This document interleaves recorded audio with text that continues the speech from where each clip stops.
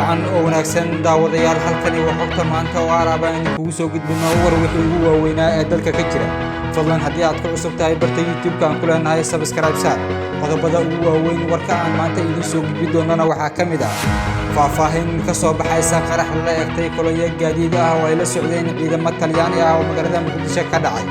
Al-shabaab oo weerar culus ku qaaday balidoogle guulana ka sheegtay iyo ciidamada dawladda oo sheegay inay weerarkaasi ka hortageen. Xuutiyiinta Yemen oo soo bandhigay khasaarihii ugu cuslaa ee gaara ciidamada Sacuudiga. Dagaal dhex maray Soomaalida iyo Anfarta ku wada dhaqan ama ku wada nool waddanka Itoobiya. Madaxweyne Farmaajo oo dalka dib ugu soo laatay kadib ka qaybgalkiisii shirka qaramada midoobay. Xaaf oo ku dhawaaqay inuu dib ula soo noqday mas'uuliyadiisii maamulka Galmudug.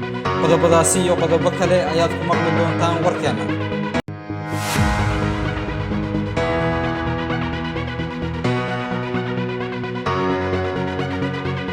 daawadayaal aynu ku bilaabano warkeena ciidamo ayaa qarax lagula eegtay magaalada Muqdisho warar dheeraad ah oo ka soo baxaya qaraxaasi xoogan oo jugtiisa laga maqlay inta badan degmooyinka magaalada Muqdisho oo barqanimadii maanta ka dhacay wadada magaalada Muqdisho ayaa waxa ay sheegayaan goobjoogayaal halkaas ku sugnaa in qaraxa lala eegtay kolonyo gaadiid ah oo halkaas marayay waxaana wararka qaar ay sheegayaan in lala eegtay gaadiid ay wateen ciidamo Talyaani ah oo marayay wadada warshadaha agagaarka kuliyada Jaalasiyaad. qof ka mid ah dadkii ku sugnaa halkaasi qarax uu ka dhacay ayaa waxa uu sheegay in khasaare kala duwan uu halkaasi ka dhacay dad shacabana ay khasaare ka soo gaartay. sida oo kale waxa uu sheegay in dadkaasi dhaawaca uu soo gaaray loola cararay mid ka mid ah isbitaalada magaalada Muqdisho. wararka ayaa intaasi ku daraya in qaraxan uu haleelay mid ka mid ah gaadiidka kolonyada ee ay wateen ciidamadaasi. weli lama oga khasaaraha rasmiga ah ee ciidamadaasi soo gaaray waxaana wararku ay sheegayaan in halkaasi gaari ka mid ah baabuurta ay ciidamadu wateen uu qaraxaasi ku waxyeeloobay. daawada weli waxaad naga daawanaysaa Xogta Maanta. fadlan haddii aad ku cusub tahay barta YouTube-ka aan ku leenahay subscribe saar. qodobada kale aad maqli doontana waxaa ka mid ah Al-shabaab oo weerar culus ku qaaday balidoogle guulana ka sheegtay. Al-shabaab ayaa waxa ay sheegeen in weerar ku bilowday qaraxyo xoogan ay goor dhaweyd ku qaadeen garoonka balidoogle ee duleedka degmada Walaweyn ee gobolka Shabeellaha Hoose. halkaasi oo saldhig ay u ah ciidamo Mareykan ah iyo ciidamada danab iyo ciidamo kale oo iyaguna ka tirsan ciidanka AMISOM. sida wararku ay sheegayaan qaraxyo waaweyn oo ahaa gaadiid waxyaabaha qarxa loo adeegsado ayaa halkaasi ka dhacay garoonka balidoogle sida ay warinayaan dad deegaanka Walaweyn ku sugan.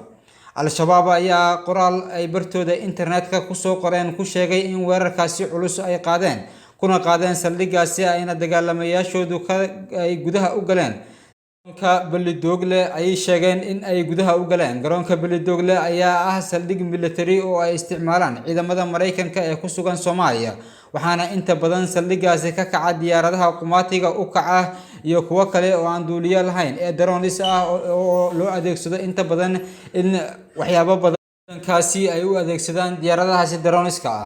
dhanka kale ciidamada dawladda federaalka ee Soomaaliya ayaa iyaguna war ka soo saaray taliska ciidanka xoogga dalka ayaa sheegay in ciidanka xoogga iyo kuwa Mareykanka ee taageeraha iska caabiyeen weerar gawaari loo soo adeegsaday oo ay Al-shabaab ku soo qaadeen saldhigga balidoogle ee gobolka Shabeellaha Hoose.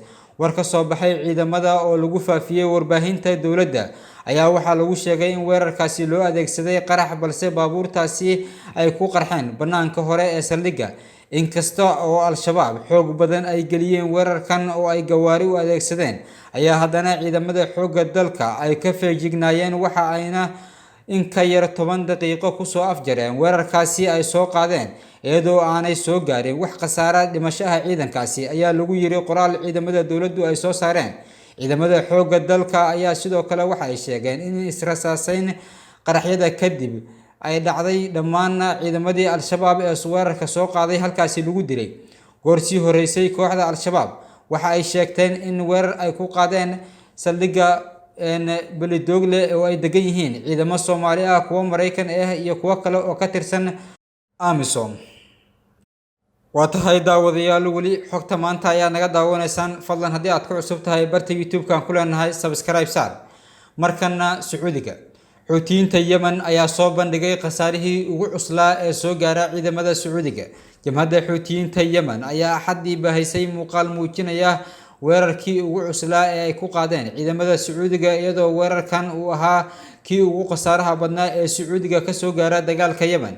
Afhayeen xuutiyiinta Yemen Yaxye oo u hadlay ayaa waxa uu sheegay in weerarkaasi gaadmada ah ay ku qaadeen ciidamada Sacuudiga ayna ku dileen ku dhawaad 200 oo askari halka ay kumanaan kale oo ka tirsan ciidankaasna ay nolosha ku in ka badan 200 oo askari ayaa lagu dilay daraasiin gantaale ah iyo drones iyagoo isku dayaya in ay ka baxsadaan ama isdhiibaan, ayuu yiri sarkaalkaasi. Waxa kale oo uu sheegay in ciidamada Sacuudigu ay qabsadeen inay xadka ka gudbiyaan oo ay galaan gudaha wadanka Sacuudiga.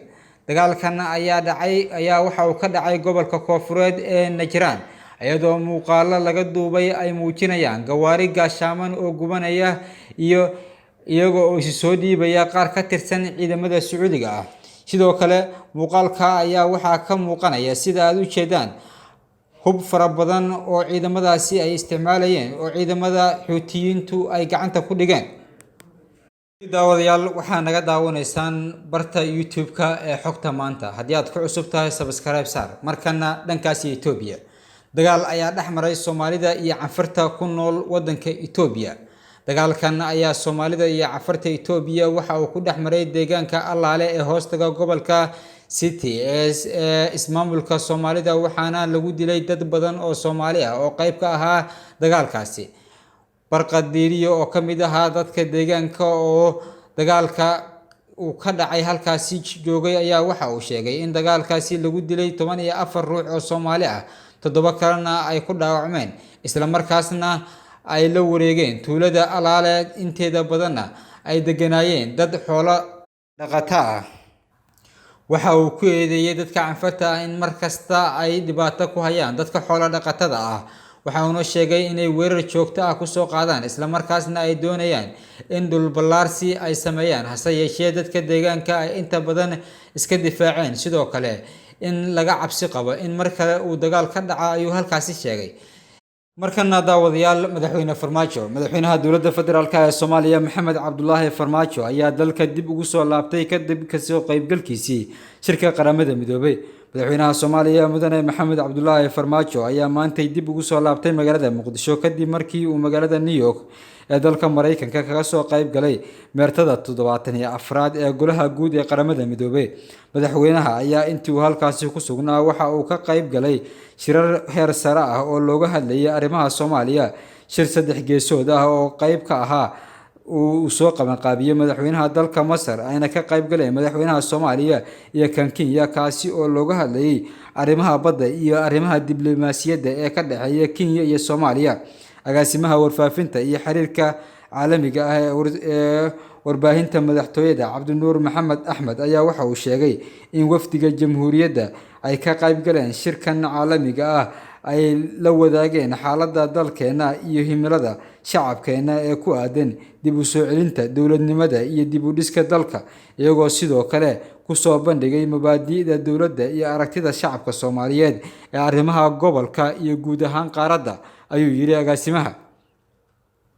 wafdigan jamhuuriyadda ee uu hogaaminayay madaxweyne Maxamed Cabdullaahi Farmaajo waxa ay ku guuleysteen inay si cad u hordhigaan madaxda caalamka sida Soomaaliya ay uga go'an tahay inay arrintan dacwadda badda ee nagala dhaxaysa dalka aan dariska nahay ee Kenya loo daayo hay'adda garsoorka caalamiga ah ee qaramada midoobay.